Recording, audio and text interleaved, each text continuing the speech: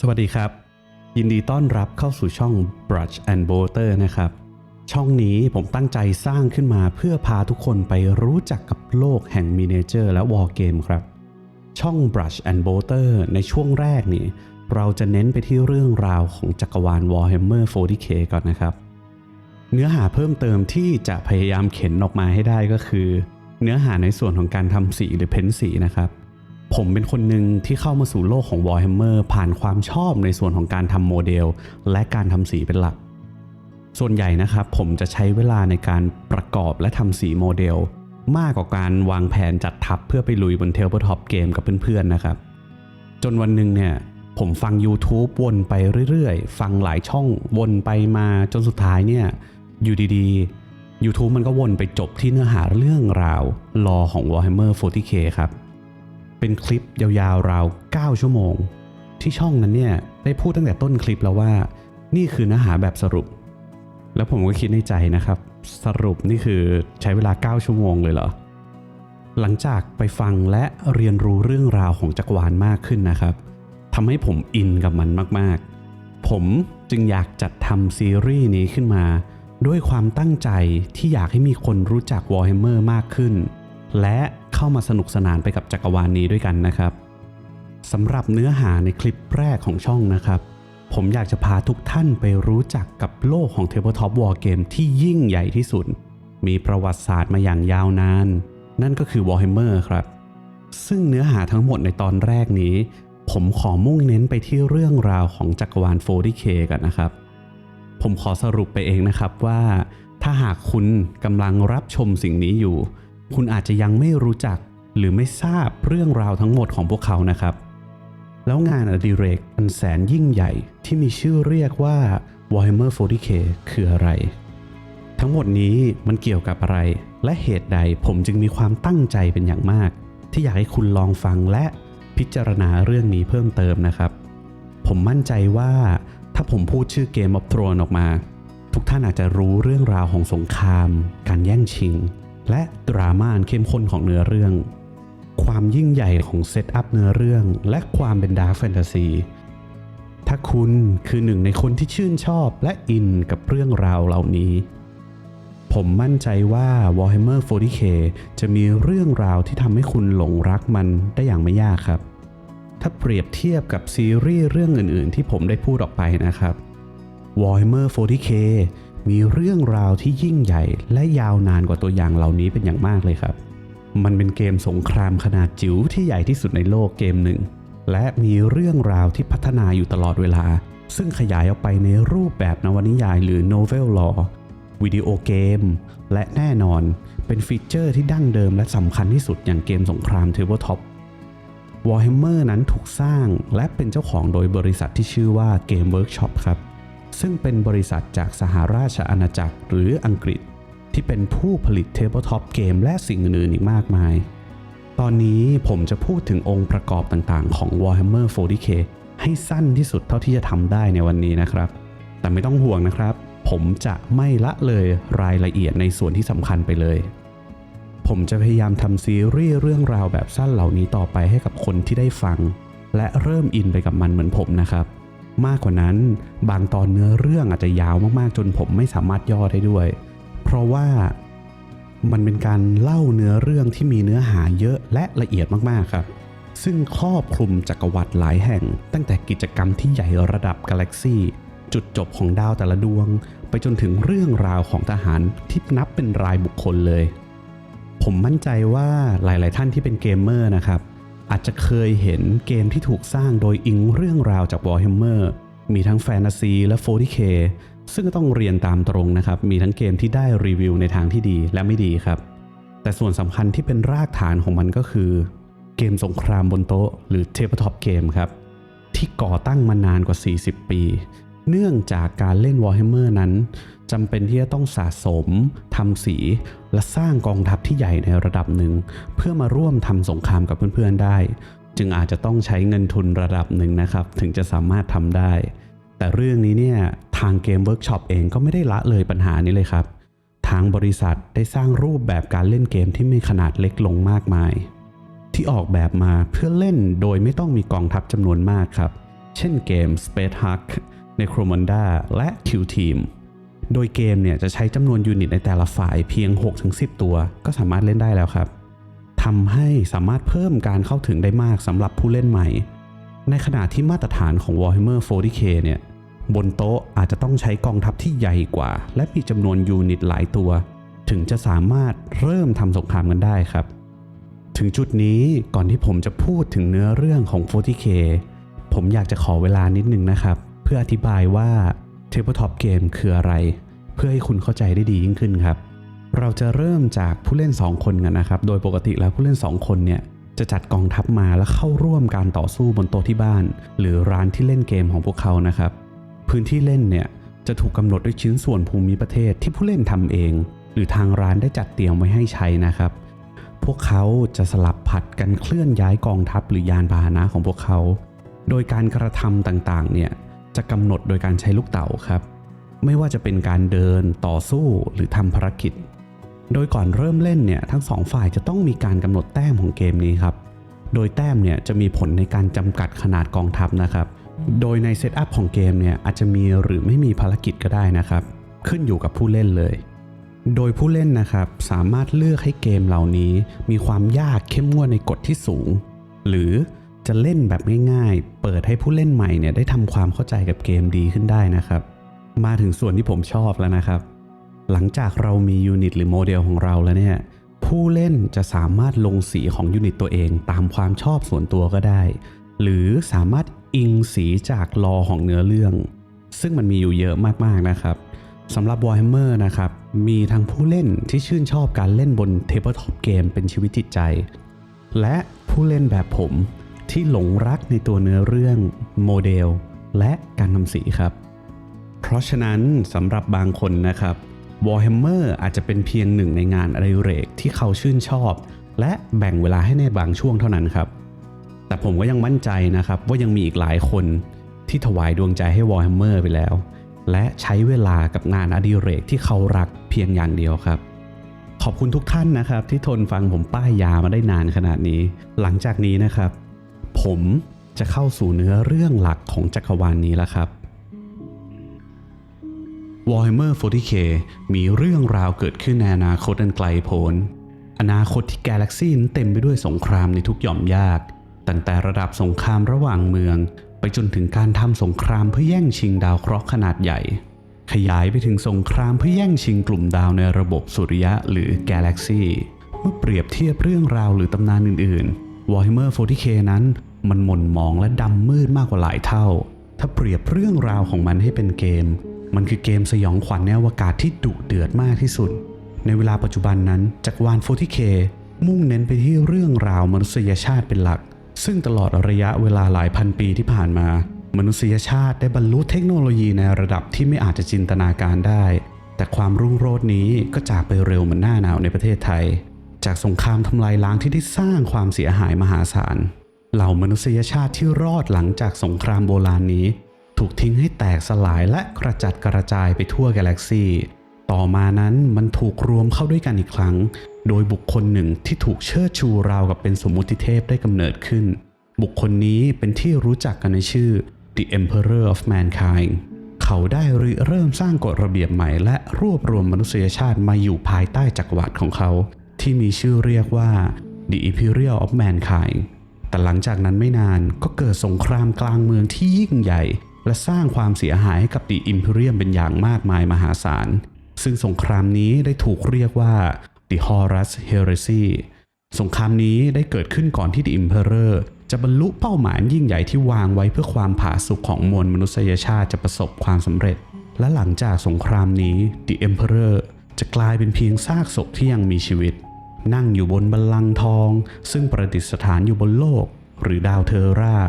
เหล่ามนุษยชาติและความเป็นหนึ่งเดียวได้พังทลายลงโดยสงครามกลางเมืองครั้งนี้และหลังจากการพยายามฟื้นตัวอย่างช้าๆและเจ็บปวดอารยธรรมมนุษย์ก็ไปตกอยู่ในช่วงที่อารยธรรมไร้ซึ่งการพัฒนามาอย่างยาวนานมากที่สุดในช่วงเวลาหนึ่งภายใต้ระบบราชการที่น่าอึดอัดและไร้ซึ่งทางเลือกของตัวเอง The Imperium นั้นยังคงพยายามและวางแผนเพื่อความเจริญก้าวหน้าในเทคโนโลยี เพื่ออยู่รอดโดยไม่ถูกลืมเลือนจากการเวลาและประวัติศาสตร์แม้จะมีเทคโนโลยีโบราณที่ล้ำสมัยและเหนือความเข้าใจของประชาชนคนธรรมดาแต่จักรวรรดิของมนุษย์นั้นก็ยังคงมีภาพลักษณ์ที่แปลกประหลาดมันเป็นอารยธรรมที่อ่อนแอและเปราะบางแต่ในขณะเดียวกันก็สามารถควบคุมพลังอำนาจทางทหารอันยิ่งใหญ่ได้ตลอดเวลาหลายพันปีที่ผ่านมามนุษยชาติเผชิญหน้ากับเผ่าพันธุ์ต่างดาวที่มักจะไม่ค่อยเป็นมิตรและค่อนข้างก้าวร้าวด้วยเหตุนี้มนุษยชาติจึงกลายเป็นเผ่าพันธุ์ที่หวาดกลัวต่อเผ่าพันธุ์อื่นอย่างรุนแรงมองเห็นเผ่าพันธุ์อื่นๆเกือบทั้งหมดว่าจำเป็นจะต้องถูกล้างเผ่าพันธุ์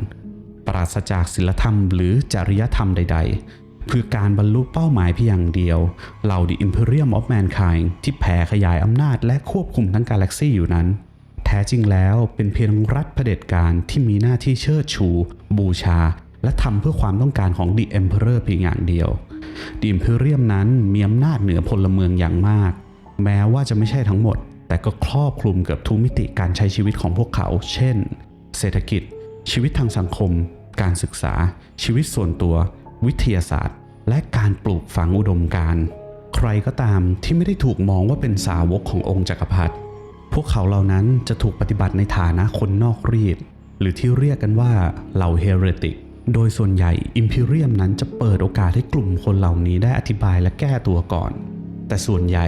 จุดจบนั้นจะนำไปสู่การใช้อำนาจทางกองกำลังทหารเพื่อทำร้ายและหนักที่สุดคือการประหารชีวิตในทางที่ผิดเรื่องแบบนี้นั้นเกิดขึ้นและกระจายตัวเป็นวงกว้าง The Imperium of Mankind ใช้ประโยชน์จากความเชื่อที่ฝังรากลึกบวกกับอุดมการณ์ของจักรวรรดิในการควบคุมและระดมพลประชากรจำนวนมากสำหรับเกณฑ์มาเป็นทหารในกองทัพเช่น Imperial Guard และ Imperial Fleet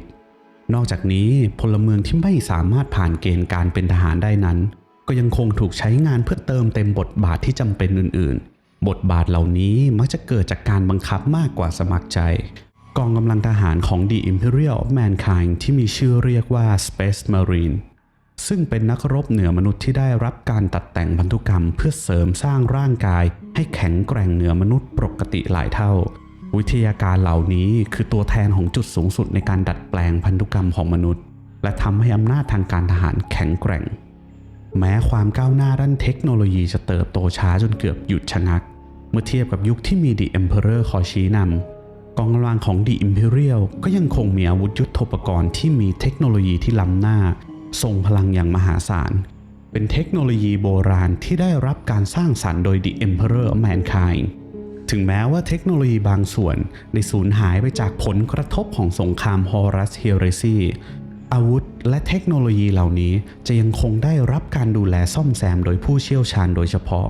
ที่อุทิศตนเพื่อรักษาเทคโนโลยีอันแสนล้ำค่าเหล่านี้แต่ถึงอย่างนั้นเหล่ามนุษยชาติก็ยังคงยืนอยู่บนความเสี่ยงที่จะสูญพันธุ์จากภัยคุกคามของเหล่าสายพันธุ์ต่างดาวที่ทวีความรุนแรงมากขึ้นเรื่อยๆในขณะที่เหล่า The Imperium of Mankind นั้นยังคงอยู่ในช่วงฟื้นตัวจากสงครามที่ได้สร้างความเสียหายอย่างมหาศาลยังคงหลงเหลือเศษซากของความสูญเสียและยังมีผู้ทรยศอีกมากมายเทคโนโลยีอันก้าวล้ำเกินที่มนุษย์จะจินตนาการได้ถูกสร้างสรรค์ภายใต้ความเฉลียวฉลาดของ The Emperor ที่บัดนี้เป็นเพียงซากศพบนบัลลังก์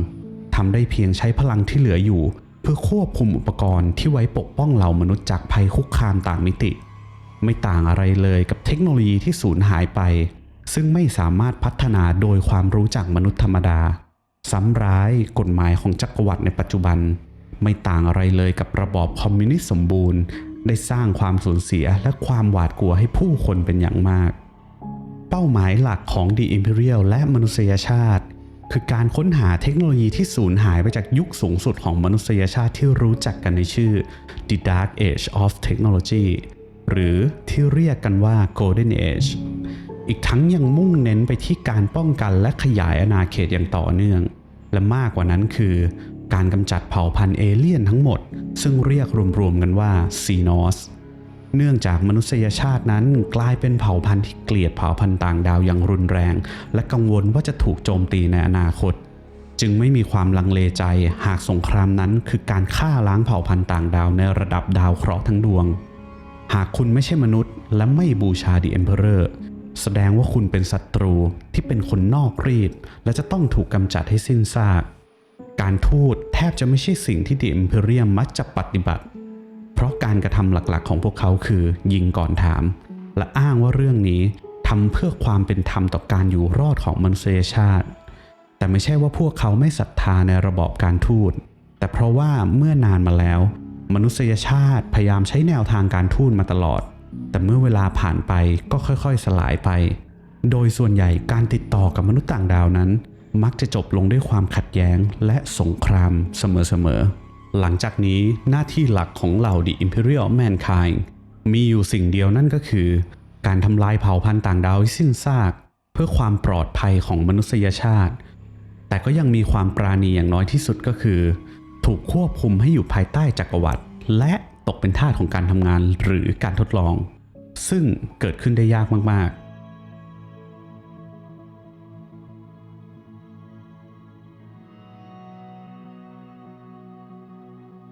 จักรวาลนี้ยังมี6เผ่าพันธุ์หลักที่ถูก The Imperium มองว่าเป็นภัยคุกคามมันร้ายแรงต่อมวลมนุษยชาติและต้องถูกทำลายสิ้นซากซึ่งคุณนั้นสามารถเล่นไฟล์ต่างๆเหล่านี้ได้ใน Warhammer 40K และเพลิดเพลินไปกับการประกอบและทำสีโมเดลของพวกคุณครับผู้เล่นส่วนใหญ่จะเลือกเผ่าพันธุ์ที่ตัวเองชอบเพียงเผ่าเดียวและทุ่มเททั้งหมดให้กับเผ่าเดียวสร้างกองทัพมันขึ้นมาและขยายทัพออกไปจนสุดขีดจำกัดของเผ่านั้นต้องยอมรับว่าค่าใช้จ่ายในการสร้างทัพ 2,000 แต้ม1ทัพอาจจะต้องใช้จำนวนเงินในระดับหนึ่งแต่สำหรับคนที่ไม่มีปัญหาเรื่องการเงินอาจจะสะสมกองทัพหลายกองทัพจากแต่ละเผ่าเพื่อเติมเต็มความชอบของตัวเองได้อย่างเต็มที่หลังจากนี้ผมจะมาเล่าถึงเผ่าอื่นๆในเนื้อหาแบบคร่าวๆนะครับเพื่อให้คลิปนี้ไม่ยาวเกินไปเรามาเริ่มกันที่เผ่าแรกกันเลยดีกว่าครับเนครอนส์เป็นหนึ่งในเผ่าพันธุ์ที่มีอายุเก่าแก่มากๆเป็นสิ่งมีชีวิตแปลกประหลาดที่มีรูปร่างเหมือนโครงกระดูกโลหะแต่แท้ที่จริงแล้วพวกเขาถูกสร้างขึ้นจากโลหะที่มีชีวิตพวกเนครอนกำลังขยายไปทั่วกาแล็กซีและเพิ่มจำนวนอย่างต่อเนื่องจากการฟื้นคืนชีวิตจากหลุมศพของพวกเขาหลังจากหลับไหลมานานหลายพันปีเนครอนนั้นพยายามจะสร้างอาณาจักรขึ้นมาใหม่เพื่อครอบครองจักรวาล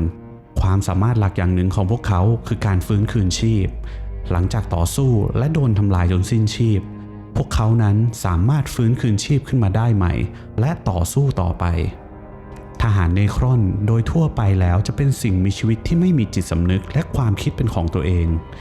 จะมีเพียงระดับผู้นำเท่านั้นที่จะมีความรู้สึกนึกคิดและควบคุมความต้องการของตัวเองได้เผ่าถัดมานั่นก็คือเอลดาหรือในตอนนี้ได้ถูกทางเกมเวิร์กช็อปเปลี่ยนชื่อเป็นเอลดาริพวกเอลดารินั้นถ้าพูดให้เข้าใจง่ายๆพวกเขาคือเอลฟ์พวกเขามีอายุยาวนานมาตั้งแต่ยุคสมัยโบราณหรือแฟนตาซีแต่ตอนนี้พวกเขาคือเอลฟ์อวกาศเหล่าเอลดารินั้นมีตำนานที่มากมายและอยู่มาอย่างยาวนานและเป็นเรื่องที่น่าเศร้าเป็นอย่างยิ่งเอลดารินั้นเป็นอีกหนึ่งเผ่าพันธุ์ที่ไม่มีดาวบ้านเกิดอาจจะเกิดโศกนาฏกรรมที่ร้ายแรงทำให้ดวงดาวของเขาสูญสิ้นไปแล้วในเวลานี้เหล่าเอลดาริท่องไปทั่วจักรวาลโดยอาศัยยานรบขนาดมหึมาที่มีชื่อว่า Craft Worship เนื่องจากเหล่าเอลดารินั้นมีร่างกายที่อ่อนแอพวกเขาต้องทดแทนสิ่งเหล่านั้นด้วยอาวุธยุทโธปกรณ์ที่ทรงพลังแทนและเหล่าเอลดารินั้นมีความเย่อหยิ่งและมองเผ่าพันธุ์อื่นต่ำกว่าตัวเองเหล่าเอลดารินั้นถือว่าเป็นไซเกอร์หรือผู้มีพลังจิตที่แข็งแกร่งและทรงพลังมากๆการใช้พลังจิตของเหล่าไซเกอร์นั้นจะเป็นการดึงพลังออกมาจากมิติวาร์ปซึ่งเรื่องนี้จะเป็นทั้งข้อดีที่ทำให้เหล่าเอลดารินั้นทรงพลังมากๆในการทำสงครามแต่ในทางกลับกันมันก็มีผลร้ายมหาศาลกับการดึงพลังออกมาจากมิติวาร์ปที่อันตรายซึ่งผมจะเล่าถึงมันอีกทีในภายหลังนะครับการดึงพลังจากมิติวาร์ปที่มากเกินไปสามารถส่งผลให้ผู้ใช้นั้นโดนครอบงำจากพลังงานอันดำมืดและทำให้พวกเขาเปลี่ยนแปลงไปดังเช่นเหล่าดราคาลีหรือชื่อเดิมก็คือดาร์กเอลดาเหล่าดราคาลีนั้นเดิมคือเหล่าเอลดาแต่ถูกครอบงำโดยพลังงานเคออสจากมิติวอร์ปทำให้พวกเขาเปลี่ยนไปหลังจากถูกขับออกจากเอลดาริพวกเขาก็รวมตัวกันและเรียกตัวเองว่าดราคาลี พวกเขานั้นเป็นโจรสลัดอวกาศที่ชื่นชอบการทรมานซาดิสและหมกมุ่นในกามารมณ์ว่ากันว่าใครก็ตามที่กำลังจะถูกเหล่าดรักคารีจับตัวไปนั้นไม่ใช่สิ่งที่คุณอยากจะนึกถึงเลยและการฆ่าตัวตายน่าจะเป็นทางออกที่ดีกว่ามากๆกลุ่มถัดมามีชื่อเรียกว่า Chaos เหล่า Chaos นั้นมีต้นกำเนิดจากมิติคู่ขนานที่เรียกว่ามิติวอร์ปมิตินี้เปรียบเสมือนกระจกที่สะท้อนภาพของจักรวาลจากมิติอีกฝั่งหนึ่งมิติวอร์ปนั้นดูดซับอารมณ์และความปรารถนาอันทรงพลังที่สุดของสิ่งมีชีวิตทั้งหลายในจักรวาลอย่างมากมายการควบรวมอย่างหนาแน่นของพลังงานความรู้สึกและอารมณ์ปรารถนาอย่างมหาศาลนำไปสู่การกำเนิดของเทพเจ้า Chaos God ที่สถิตอยู่ในมิติวอร์ปเทพเจ้า Chaos ได้ถือกำเนิดขึ้นมามีทั้งหมด4ตนเทพเจ้าตนแรกมีชื่อว่าคอนเป็นเทพเจ้าแห่งเลือดและสงครามความโกรธเกรี้ยวและเกลียดชังตนที่2ทซีดเทพแห่งการเปลี่ยนแปลงเป็นตัวแทนของความทะเยอทะยานความใคร่รู้แผนการสมรู้ร่วมคิดและเวทมนต์ตนที่3เนอร์เกิลเทพเจ้าแห่งโรคระบาดตัวแทนแห่งความตายความเจ็บปวดและสิ้นหวัง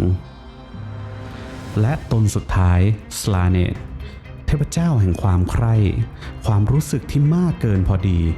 ความเพลิดเพลินความเจ็บปวดและความสมบูรณ์แบบจากความปรารถนาและอารมณ์ของสิ่งมีชีวิตทั้งหลายในจักรวาลเหล่า Chaos God นั้นสร้างตัวตนและแข็งแกร่งขึ้นเรื่อยๆเมื่อความเข้มข้นของพลังมากขึ้นเรื่อยๆจากที่แค่ดูดซับพลังงานจนก่อร่างสร้างตัวขึ้นแปลเปลี่ยนเป็นการกระซิบกระตุ้นล่อหลอกและครอบงำให้เหล่าสิ่งมีชีวิตทั้งหลายตกลงสู่ห้วงแห่งความปรารถนาของเหล่า Chaos God พวกมันยังสามารถรุกรานดาวต่างๆด้วยสิ่งมีชีวิตที่สร้างขึ้นมาภายในมิติวอร์ปที่เหล่า The Imperium เรียกพวกมันว่า Demon สิ่งมีชีวิตที่ชั่วร้ายอุบัติขึ้นมาเพื่อการฆ่าฟันและทำลายล้างชีวิตประชาชนทั่วไปเพียงแค่พบเห็นก็สามารถทำให้เสียสติได้เลยทีเดียวเหล่าทหาร Space Marine ของ The Imperium ผู้ถูกครอบงำและลุ่มหลงบูชาในพลังที่ได้รับมาจากเหล่า Chaos ตนต่างๆกองกำลังเหล่านี้ได้ถูกเรียกรวมๆว่า Chaos Space Marine ความเสียหายนี้กำลังแพร่ระบาดเป็นวงกว้างในหลายๆดาวเคราะห์ของ The Imperium เหล่าผู้ศรัทธาและลัทธิของเทพ Chaos ยังคงบูชาและยังคงพยายามครอบงำจิตใจของเหล่ามนุษย์ผู้มัวเมาในกิเลสอย่างต่อเนื่องนี่เป็นอีกเหตุผลหนึ่งว่าทำไมเหล่า The Imperial Mankind ถึงโหดเหี้ยมในการกวาดล้างคนนอกรีดหรือเฮเรติกในขณะที่จักรวาลของสิ่งมีชีวิตยังคงทำสงครามกันเองและรับมือกับภัยคุกคามจากมิติวอร์ปแต่ในทางกลับกันภายในมิติวอร์ปเองนั้นเหล่า Chaos God ทั้ง4ตนก็ทำสงครามกันเองเพื่อเป้าหมายสูงสุดนั่นก็คือการครอบครองอิมมาเทเรียมหรือพื้นที่ในมิติวอร์ปได้โดยสมบูรณ์เพียงตนเดียวซึ่งดูเป็นเป้าหมายที่ไม่สมเหตุสมผลอะไรเลยและยังดูเป็นอันตรายต่อการดำรงอยู่ของเหล่าเทพอีกด้วย Chaos นั้นเป็นหนึ่งในกองกำลังที่หลากหลายและแพร่หลายมากที่สุดใน 40K กองกำลังของเหล่า Chaos นั้นมีทั้งกองกำลังที่อยู่ภายใต้ผู้นำคนเดียวหรือบูชาเทพองค์เดียวและกองกำลังที่ไม่ยึดถือเทพตนใดตนหนึ่งแต่นับถือ Chaos ทั้งหมดเผ่าถัดมาผมว่าทุกคนคงรู้จักกับออร์กกันดีอยู่แล้วใช่ไหมครับผมมั่นใจว่าทุกคนเคยได้ยินคำว่าออร์กมาจากหนังมหากาพย์ไตรภาคที่ยิ่งใหญ่อย่าง Lord of the Ring หรือเรื่องราวอื่นๆของ Middle Earth แต่ไม่ใช่กับออร์กพวกนี้ครับออร์กเหล่านี้มันหลุดมาจากหนัง Mad Max Fury Road นึกภาพพวกคูนิแกนหรืออันธพาลฟุตบอลอังกฤษถ้าคุณชอบความบ้าคลั่งเหล่านี้คุณก็มาถูกที่แล้วครับการกำเนิดของเหล่าออร์กนั้นยังคงเป็นปริศนาแต่มันได้ถูกวิเคราะห์แล้วว่าพวกมันเกิดจากเชื้อรา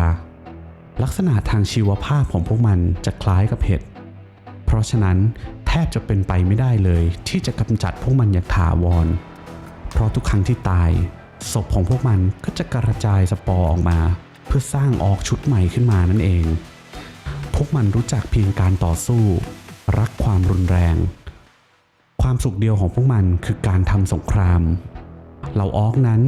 น่าจะเป็นเพียงสายพันธุ์เดียวในจักรวาลที่มองโลกในแง่บวกทุกอย่างถึงแม้ว่าพวกเขาจะต่อสู้แพ้หรือล้มเหลวในการทำสงครามเผลอยิงพวกเดียวกันเองพวกมันจะไม่มานั่งเศร้าเสียใจแต่จะคิดแค่ว่าลองใหม่ครั้งหน้าละกันพวกมันนั้นมีทั้งความเฮฮาพอๆกับความเป็นอันตรายเหล่าออร์กนั้นยังมีความน่ากลัวในแง่ของผู้ใช้พลังจิตหรือไซเกอร์เนื่องจากพวกมันใช้ชีวิตอยู่บนสัญชาตญาณและความเชื่อพลังจิตของมันจะเพิ่มพูนไปตามจำนวนของออร์กที่มีอยู่ในขณะนั้นยิ่งมีมากเท่าไหร่ยิ่งแข็งแกร่งมากขึ้นเท่านั้นเหล่าออร์กนั้นยังมีความสามารถพิเศษในการประดิษฐ์อาวุธยุทโธปกรณ์จากเศษซากของอาวุธยานพาหนะหรือเครื่องจักรที่หลงเหลืออยู่ในการทำสงครามเพื่อมาใช้เป็นอุปกรณ์ของตัวเองการสรรสร้างต่างๆล้วนเกิดจากความเชื่อไร้แบบแผนและความจำเจปืนทุกกระบอกนั้นดีไซน์ไม่เคยซ้ำเพราะจำสูตรไม่ได้ระบบชนชั้นของเหล่าออร์กนั้นวัดจากกล้ามเนื้อมากกว่าสมองการขึ้นไปถึงตำแหน่งวอร์บอสของเหล่าออร์กนั้นเกิดจากการทุบหัวคู่แข่งของพวกมันและไต่เต้าจากตำแหน่งขึ้นไปเรื่อยๆและสิ่งที่ไม่พูดถึงไม่ได้เลยคือวลีสำคัญของเหล่าออร์กนั่นก็คือการตะโกนคำว่า walk ที่แม้แต่ผู้เล่นเหล่าออร์กยังตะโกนกันเป็นธรรมเนียมในการประกาศแคมเปญสังหารหมู่ครั้งใหญ่ที่จะโจมตีทุกสิ่งที่ขวางหน้าและไม่มีอะไรสามารถหยุดยั้งพวกมันได้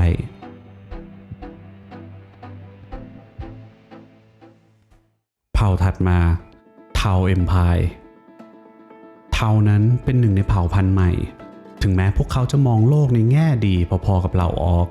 หรืออาจจะมากกว่าซะด้วยซ้ำพวกเขาก็เรียนรู้ได้รวดเร็วมากๆว่ากาแล็กซี่นั้นไม่ได้เป็นมิตรและอันตรายต่อการดำรงอยู่ของพวกเขาดวงดาวของเทานั้นตั้งอยู่ในพื้นที่ชายขอบของเขตการปกครองของเหล่าดิอิมพีเรียมเนื่องจากความเกรงกลัวต่ออันตรายพวกเทาเอ็มไพร์ได้พยายามอย่างแข็งขันที่จะเชิญชวนเผ่าพันธุ์อื่นๆเพื่อเข้าร่วมจักรวรรดิของพวกเขาภายใต้อุดมการณ์ยิ่งใหญ่ที่เรียกว่า for the greater good เพราะความเชื่อยิ่งใหญ่ของพวกเขานั่นก็คือการทำงานร่วมกันย่อมดีกว่าการทำงานแข่งกันสิ่งนี้ได้นำเทาเอ็มไพร์มุ่งสู่การเป็นจักรวรรดิที่เข้มแข็งและสงบสุขอย่างไรก็ตามใครที่ไม่เห็นด้วยกับแนวคิดนี้พวกเทาก็พร้อมที่จะทำสงครามทุกเมื่อแต่ก็ไม่ได้ยิงก่อนทำเหมือนเหล่าดิอิมพีเรียมเทาเอ็มไพร์นั้นมักจะเริ่มจากวิธีทางการทูตก่อนแต่ถ้าคุยกันไม่รู้เรื่องการใช้กำลังก็เป็นสิ่งที่เลี่ยงไม่ได้กองทัพของพวกเทานั้นจะมุ่งเน้นไปที่อาวุธที่มีเทคโนโลยีในการต่อสู้ระยะไกลเป็นหลักซึ่งมักจะถูกศัตรูดูถูกและเยาะเย้ยเป็นประจำเพราะตัวเทาเองนั้นพื้นฐานร่างกายของพวกเขานั้นอ่อนแอพวกเทาจึงใช้เผ่าพันธุ์อื่นที่เข้าร่วมจักรวรรดิในการต่อสู้ระยะประชิดแทนเผ่าสุดท้ายที่ร้ายที่สุดทีรานิดพวกมันนั้นไร้ผู้นำสูงสุดไร้อุดมการณ์และไร้การปกครองการดำรงอยู่ของพวกมันเพียงเพื่อกัดกินทำลายและแผ่ขยายการโจมตีในกาแล็กซี่อย่างต่อเนื่องทีรานิดนั้นเป็นซีโนดที่เต็มไปด้วยความลับปราศจากที่มาและจุดกำเนิดเหล่าอิมพีเรียมนั้นได้เพียงสันนิษฐานว่าพวกมันอาจจะมาจากนอกขอบเขตของกาแล็กซี่ที่พวกเขารู้จักเทคโนโลยีของพวกทีรานิดนั้นเป็นเทคโนโลยีชีวภาพทั้งหมดไม่ว่าจะเป็นยานแม่ขนาดมหึมากองยานไปจนถึงปืนกระบอกเล็กๆเหล่าทีรานิดนั้นโจมตีดาวต่างๆเพื่อช่วงชิงชีวมวลและแร่ธาตุทั้งหมดพูดง่ายๆก็คือดาวดวงไหนมีสิ่งมีชีวิตดาวดวงนั้นก็ตกเป็นเป้าหมายของเหล่าทีรานิดได้ทุกเมื่อพวกมันนั้นใช้ชีวมวลที่ช่วงชิงมาได้ทั้งหมดเพื่อกำเนิดกองกำลังบนเรือชีวภาพอันกว้างใหญ่และรีไซเคิลหน่วยของตนเองโดยการละลายเข้าไปในแอ่งชีวมวลจากนั้นพวกมันก็ดึงมาสร้างสิ่งอื่นที่พวกมันต้องการมากกว่านั้นพวกมันสามารถดูดซับพันธุกรรมของทุกสิ่งที่พวกมันได้ซึมซับไปและใช้เพื่อพัฒนาและสร้างสิ่งมีชีวิตเครื่องจักรชีวภาพที่มีประสิทธิภาพมากขึ้นตามเป้าหมายที่พวกมันได้วางเอาไว้พวกมันยังสามารถเพาะและแพร่เชื้อให้กับดาวเคราะห์ล่วงหน้าเพื่อให้ผู้อยู่อาศัยในโลกนั้นคลุมคลั่งและต่อสู้กันเองทีรานิดนั้นประสานงานติดต่อและถูกควบคุมโดยสิ่งที่เรียกว่า Hive Mind มันคือจิตสำนึกรวมที่ถ่ายทอดออกไปถึงเหล่าทีรานิดทุกตัวซึ่งมันช่วยให้พวกทีรานิดมีทักษะอันทรงพลังในการดำเนินงานเป็นหนึ่งเดียวและตอนนี้ก็มาถึงเนื้อหาสุดท้ายนั่นก็คือ